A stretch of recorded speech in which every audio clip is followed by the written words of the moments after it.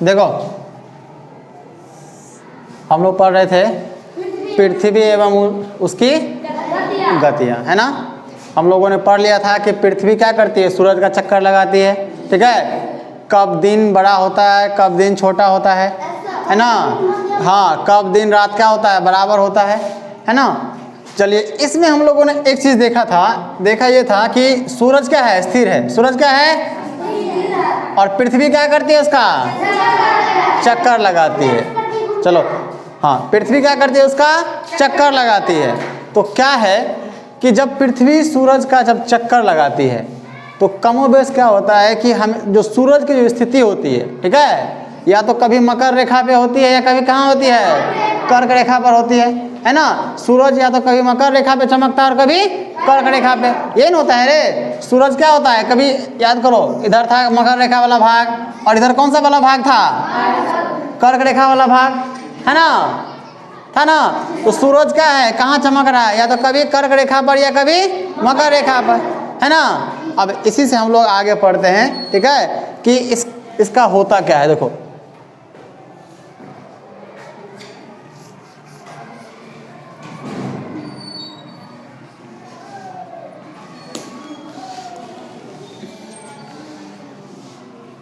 देखो, ये है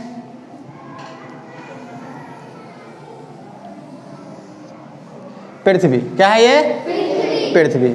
इसके बीचों बीच से एक रेखा गुजरती है, क्या बोलते हैं हम लोग, विषुवत रेखा बोलते हैं ना। इसके बीचों बीच से जो एक रेखा गुजर रही है, कौन सी रेखा है, विषुवत रेखा है, ठीक। और विषुवत रेखा के समांतर उत्तरी गोलार्ध में एक रेखा गुजर रही है, इसको हम लोग क्या बोलते हैं, क्या बोलते हैं, कर्क रेखा। और दक्षिणी गोलार्ध में भी इसके समांतर एक रेखा गुजरती है, उसको क्या बोलते हैं हम लोग, मकर रेखा। क्या बोलते हैं, मकर रेखा। क्या बोलते हैं, मकर रेखा। चलिए, अब आपको पता है कि सूर्य या तो कभी कर्क रेखा पे चमकेगा या कभी कहाँ चमकेगा, मकर रेखा पे, है ना। देखो, अब सूरज यहाँ है, कहाँ है, ठीक है, ठीक बीच में है ना, दिन और रात बराबर होगा। अब सूरज क्या होता है कि यहाँ से चलना शुरू किया इधर, ठीक है, होगा ना। और उसके बाद फिर यहाँ से लौट के कहाँ तक आएगा, यहाँ तक आएगा, आएगा नहीं आएगा, ठीक है। तो देखो हम लोग देखते हैं, चलिए हम लोग स्थिति बनाते हैं यहाँ से, ठीक है। अभी सूरज कहाँ पर है, किस रेखा पर है रे, मकर रेखा पर, है ना। मकर रेखा पर जो है ना, सूरज की रोशनी क्या पड़ रही है, सीधी पड़ रही है। क्या पड़ रही है, सीधी पड़ रही है। समझ रहे बात को। अब यहाँ से चलना शुरू किया, चलते चलते चलते चलते चलते सूरज यहाँ आया, फिर यहाँ से चलना शुरू किया, सूरज कहाँ आया, यहाँ आया। फिर इसके आगे जाएगा नहीं जाएगा, फिर क्या होता है, फिर यहाँ से लौटेगा, चलते चलते क्या होगा, यहाँ आएगा, फिर यहाँ से चलेगा, चलते चलते क्या होगा, यहाँ आएगा। यह क्रम क्या होगा, बार बार चलता रहेगा ना। अब एक चीज़ ध्यान दो यहाँ पे, देखो, सूरज जब मकर रेखा पर है तो मकर रेखा पर तो गर्मी होगा ही होगा, यहाँ सीधा पड़ेगा। लेकिन क्या इस पे, यह जो हमारा विषुवत रेखा है, क्या इस पे सूरज की रोशनी नहीं पड़ेगी, पड़ रही है ना सूरज की रोशनी। कर्क रेखा पे नहीं पहुँच रहा है, लेकिन मकर रेखा पे तो पड़ रहा है ना। देखो अब ध्यान दो, अब जब विषुवत रेखा पर आ जाए तो वो सीधा पड़ेगा। सूरज जब कहाँ पहुँच जाए, विषुवत रेखा पर, ठीक है, तो विषुवत रेखा पर तो क्या पड़ रहा है, सीधा पड़ रहा है। अब जब सूरज चलते हुए यहाँ आ गया है तो कहाँ पड़ रहा है सूरज की रोशनी, सीधा। लेकिन क्या विषुवत रेखा यहाँ इस क्षेत्र में तिरछा रोशनी नहीं पड़ रहा है, पड़ रहा है ना, पड़ रहा है कि नहीं पड़ रहा है। इस बात से क्या स्पष्ट होता है, ध्यान दो कि सूरज कहीं भी रहे, इस क्षेत्र में रोशनी क्या होगी, हमेशा पड़ती रहेगी, है ना। और जब सूरज की किरणें इन क्षेत्रों में हमेशा पड़ती रहेगी, इसका मतलब ये हुआ कि ये वाला जो क्षेत्र है क्या होगा, गर्म होगा ना। जहाँ सूरज की रोशनी हमेशा पड़ती रहेगी वो वाला क्षेत्र क्या होगा रे, गर्म होगा कि नहीं होगा, नहीं होगा। एक बार फिर से देखते हैं, देखो, सूरज या तो हमारा यहाँ रहे, मकर रेखा पर रहे, तो मकर रेखा पर सीधा पड़ रहा है, लेकिन क्या यहाँ रोशनी नहीं पड़ रहा है, यहाँ भी पड़ रहा है ना। बहुत दूर तो नहीं है, मकर रेखा से बहुत दूर तो नहीं है, देखो बहुत दूर तो नहीं है विषुवत रेखा, पास में ही है। तो सूरज अगर यहाँ पे रहेगा, यहाँ पर रहेगा, ठीक है, तो यहाँ तो रोशनी पड़ेगा ही पड़ेगा, लेकिन साथ ही साथ यहाँ भी पड़ता रहेगा, है ना। अब जब सूरज विषुवत रेखा पर है तो विषुवत रेखा तो पड़ ही रहा है। अब यहाँ भी सूरज की रोशनी पड़ रही है और यहाँ भी सूरज की रोशनी पड़ रही है ना। अब जब सूरज चल के कहाँ चला गया है, कर्क रेखा पे, तो कर्क रेखा पे तो सीधा पड़ ही रहा है, लेकिन साथ ही साथ ध्यान दो मकर रेखा पे, सॉरी क्या कहते हैं, विषुवत रेखा पे पड़ रहा है कि नहीं पड़ रहा है, यहाँ ही पड़ रहा है ना। यानी सूरज यहाँ रहे या यहाँ रहे या यहाँ रहे, सूरज कहीं भी रहे, ये वाला जो क्षेत्र है हमेशा इस पे सूरज की रोशनी पड़ती रहेगी। और आपको पता है कि जहाँ सूरज की रोशनी पड़ती रहेगी वो वाला क्षेत्र क्या होगा, गर्म होगा ना, कि नहीं होगा, होगा ना। चलिए अब इसको एक और फिगर बनाते हैं, मोटा मोटी समझ गए कि ये वाला क्षेत्र क्या होगा, हमेशा गर्म रहेगा, रहेगा ना। देखो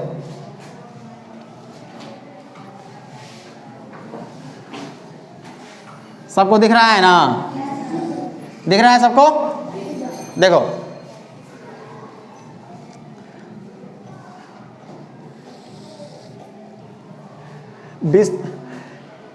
जो विषुवत रेखा जो पृथ्वी को दो बराबर भागों में काटती है, ठीक है, इसको हम लोग बोलते हैं अक्षांश। क्या बोलते हैं, अक्षांश रेखाएं बोलते हैं। क्या बोलते हैं, अक्षांश रेखाएं, ठीक है। और अक्ष के समांतर जो रेखाएं होती है, ठीक है, अक्ष के समांतर जो रेखाएं होती है इसको हम लोग क्या बोलते हैं, देशांतर। क्या बोलते हैं, देशांतर। अक्षांश और देशांतर की चर्चा जो है ना हम लोग क्या करेंगे आगे अगले चैप्टर में करेंगे। फिलहाल आप समझ लीजिए कि ये वाला जो रेखा है इसको हम लोग क्या बोलते हैं, अक्षा विषुवत रेखा है। और इसके समांतर जितनी भी रेखाएं खींची जाएगी वो क्या कहलाएगी, क्या कहलाएगी, अक्षांश रेखाएं। क्या कहलाएगी, अक्षांश रेखाएं। समझ रहे बात को। चलिए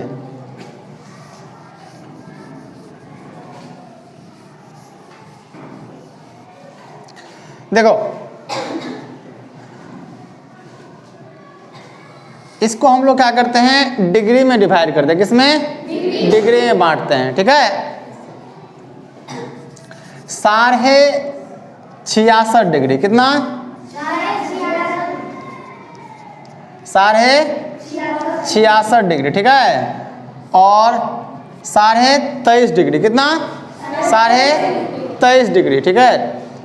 इनके बीच की जो स्थिति है आज हम लोग इसकी चर्चा करेंगे। समझ रहे बात को, कोई दिक्कत। चलो देखो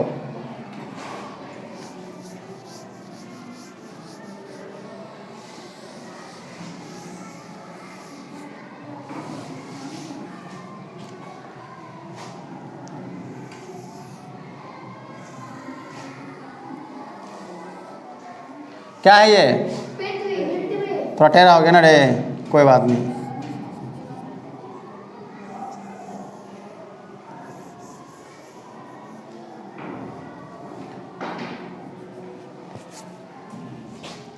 ये कौन सी रेखा है, कौन सी रेखा है, कोई दिक्कत क्या है, देखिए। और ये कौन सी रेखा,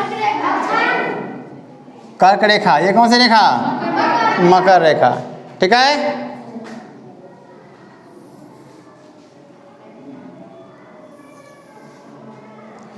देखो ये 23.5 डिग्री अक्षांश है। कितना डिग्री, 23.5 डिग्री अक्षांश है। समझ गए बात को।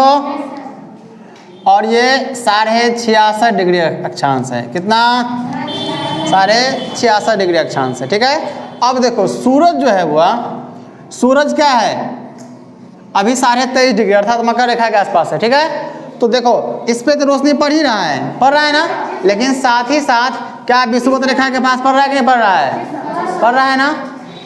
जब सूरज यहाँ पर है, ठीक है, मकर रेखा के पास, ठीक है, तो बताओ हमको कि मकर रेखा पर तो सीधा रोशनी पड़ ही पड़ रहा है, लेकिन साथ ही साथ विषुवत रेखा के आसपास रोशनी पड़ रहा है कि नहीं पड़ रहा है। और जब सूरज यहाँ पर है तो ये बताओ कर्क रेखा पर तो रोशनी पड़ ही रहा है, इसके आसपास किसी नहीं पड़ रहा है।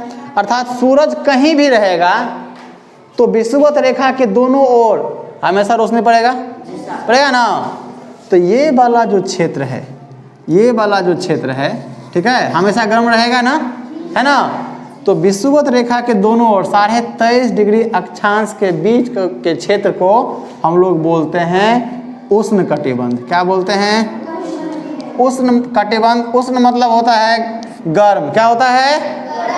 समझ रहे हैं ना? ठीक है। इस क्षेत्र को बोलते हैं कटिबंध। क्या बोलते हैं क्षेत्र को? कटिबंध। तो देखो विषुवत रेखा के दोनों ओर 23.5 डिग्री का जो क्षेत्र है इसको हम लोग क्या बोलते हैं? उष्ण कटिबंध। क्या बोलते हैं? उष्ण कटिबंध, अर्थात गर्मी वाला क्षेत्र। समझ रहे बात को? यहाँ गर्मी क्यों पड़ेगा समझ रहे हैं? कि सूरज कहीं भी रहेगा यहाँ पे रोशनी हमेशा पड़ता ही रहेगा। ठीक है, सूरज की गर्मी हमेशा इसको मिलती ही रहेगी। कोई दिक्कत यहाँ तक? तो हमको ये बताओ बुआ कि सोच के बताओ कि जहाँ गर्मी पड़ता है वहाँ का लोग काला होगा कि गोरा होगा? काला होगा। धूप में हम लोग जाते हैं काले पड़ जाते हैं ना। तो उष्ण कटिबंध के जितने भी पास के जो क्षेत्र में जो रहने वाला जो देश के जो लोग होगा सब कैसा होगा? काला होगा। कैसा होगा? काला होगा। समझ रहे बात को? कोई दिक्कत है? नहीं है। चलिए अब थोड़ा सा हम इधर जाते हैं, इस क्षेत्र में बढ़ते हैं। यहाँ पर जब हम यहाँ पर पढ़ेंगे तो क्या जितना गर्मी यहाँ लगता है वहाँ लगेगा? नहीं लगेगा। लेकिन बहुत ज़्यादा ठंडी भी नहीं लगेगा। नहीं लगेगा ना? ठीक है। देखो सूरज जब यहाँ पे रहेगी तो यहाँ पर रोशनी तो हमेशा मिलता ही रहेगा, लेकिन यहाँ पर रोशनी कम आएगा, है ना? तो यहाँ गर्मी तो रहेगी लेकिन उतना गर्मी नहीं लगेगा, यानी कि इससे कम गर्म लगेगा यहाँ पे, है ना? तो इसको हम लोग बोलते, ध्यान दो, इसको हम लोग बोलते हैं शीत कटिबंध। क्या बोलते हैं? सॉरी, शीतोष्ण कटिबंध। क्या बोलते हैं? शीतोष्ण, या इसी को हम लोग उपोष्ण भी बोल सकते हैं। क्या बोलते हैं? उपोष्ण कटिबंध, अर्थात गर्मी तो है लेकिन उतनी गर्मी नहीं है। ठीक है, इसके तुलना में कम गर्म यहाँ लगेगा। समझ रहे बात को? अब बताओ इधर का जो क्षेत्र है हुआ, इधर का यहाँ पे सूरज पहुँचता है? ये तो ध्रुव है, ये उत्तरी ध्रुव, और ये पिछले वाले वीडियो में बताए थे आप लोगों को, नहीं? तो ये है उत्तरी ध्रुव, ये दक्षिणी ध्रुव। तो यहाँ का जो क्षेत्र, ये वाला जो क्षेत्र है, हमको बताओ इस क्षेत्र में क्या सूरज पहुँच रहा है? सूरज तो यहीं से लौट जा रहा है ना रे, सूरज यहीं से लौट जा रहा है, सूरज यहीं से लौट जा रहा है। यहाँ क्या हो रहा है? यहीं से लौट जा रहा है। तो यहाँ तो तिरछा रोशनी पड़ रहा है, हमेशा यहाँ पे सीधा रोशनी पड़ता नहीं है। यहाँ पे क्या पड़ता है? तिरछा रोशनी पड़ता है ना। तो यहाँ पे गर्मी तो लगता है लेकिन उतना नहीं। ठीक है, लगभग क्या होता है? ठंडा की स्थिति में रहता है। ठीक है, बहुत कम गर्मी लगता है, इसलिए इसको शीतोष्ण या, ठीक है, शीत उष्ण। शीतोष्ण मतलब होता है शीत उष्ण, मतलब ठंडा भी लग रहा है लेकिन और गर्मी भी लग रहा है, मतलब बहुत ज़्यादा ठंडा नहीं लग रहा है। समझ रहे हैं? तो यहाँ पे देखो जब सूरज जब यहाँ पे रहेगा तो यहाँ पर तो सीधा रोशनी पड़ेगा, लेकिन यहाँ कैसा रोशनी पड़ेगा? तिरछा पड़ेगा ना। तो यहाँ पे गर्मी तो होगी लेकिन उतनी नहीं होगी, इसलिए इस क्षेत्र को कितना डिग्री? 23.5 डिग्री और 66.5 डिग्री के बीच के क्षेत्र को हम लोग क्या बोलते हैं? उपोष्ण कटिबंध। क्या बोलते हैं? उपोष्ण कटिबंध। कोई दिक्कत की है? चलिए इधर भी 23.5 डिग्री और यहाँ पे क्या 66.5 डिग्री, तो 23.5 डिग्री अक्षांश और 66.5 डिग्री अक्षांश के क्षेत्र को हम लोग क्या बोलेंगे? यहाँ पे उपोष्ण कटिबंध बोलेंगे ना। कोई दिक्कत यहाँ तक? चलिए अब आगे आ जाइए इधर 66.5 डिग्री से ऊपर ध्रुवों की ओर, 66.5 डिग्री से, ठीक है, इधर ध्रुवों की ओर। क्या बैठो, छोड़ दो। क्या यहाँ पर हमको बताओ, यहाँ पर सूरज की रोशनी कभी सीधा पड़ता है? सूरज यहाँ तक पहुँचता है? सूरज यहीं से लौट गया है ना रे, तो यहाँ तक तिरछा पड़ेगा। और यहाँ जो है ना बेचारा बहुत नहीं के बराबर रोशनी पड़ेगा यहाँ पर नहीं के बराबर यहाँ पर रोशनी पड़ेगा। और जहाँ सूरज की रोशनी नहीं पड़ेगी वहाँ का क्षेत्र हमको बताओ ठंडा होगा कि गर्म होगा? ठंडा होगा या गर्म होगा? ठंडा होगा, क्योंकि यहाँ तक तो सूरज पहुँच ही नहीं पहुँच रहा है। यहाँ तो सीधा पहुँच रहा था, यहाँ हमेशा था, चाहे सूरज यहाँ रहे रोशनी यहाँ पर ही रहा है। ठीक है, यहाँ पर तिरछा पड़ा तो यहाँ पे हमेशा गर्मी रहा तो उपोष्ण, यहाँ पे कम गर्मी पड़ रहा है तो उपोष्ण। और यहाँ देख लो कहीं पे गर्मी पड़ेगा? क्योंकि सूरज यहाँ तो पहुँच ही नहीं पा रहा है। जब नहीं पहुँच पा रहा है तो ये वाला जो क्षेत्र है कैसा हो जाएगा रे? शीत होगा ना रे, पूरा ठंडा रहेगा ना, शीत कटिबंध। क्या हो जाता है ये? शीत कटिबंध। क्या होता है ये? यह वही क्षेत्र है जहाँ पर हमेशा क्या जमा रहता है? बर्फ जमा रहता है। समझ गए बर्फ क्यों जमा रहता है? अब हमको बताओ रूस किस क्षेत्र में आएगा? इस क्षेत्र में आएगा कि नहीं आएगा? रूस में हमेशा क्या जमा रहता है? बर्फ जमा रहता है ना, ठंडा, अधिक ठंडा प्रदेश है वो। तो ये जो क्षेत्र है ये रूस कहाँ पे होगा? यहाँ पर होगा, यहाँ पर होगा कि यहाँ पर होगा कि यहाँ पर होगा? यहाँ पर होगा, शीत कटिबंध में होगा। बताओ रूस शीत कटिबंध की उपोष्ण की उष्ण में? शीत कटिबंध में। कोई दिक्कत यहाँ तक कि है? क्यों वहाँ पे बर्फ जमा रहता है? हाँ, सूर्य वहाँ तक पहुँच ही नहीं पाता, उसकी रोशनी हमेशा बहुत थोड़ा थोड़ा हमेशा उसको पहुँचता, ठीक है, तिरछा रोशनी मिलता है। समझ रहे बात को? कोई दिक्कत यहाँ तक? इसलिए इस क्षेत्र को हम लोग क्या बोलते हैं? शीत कटिबंध। इसको हम लोग क्या बोलते हैं?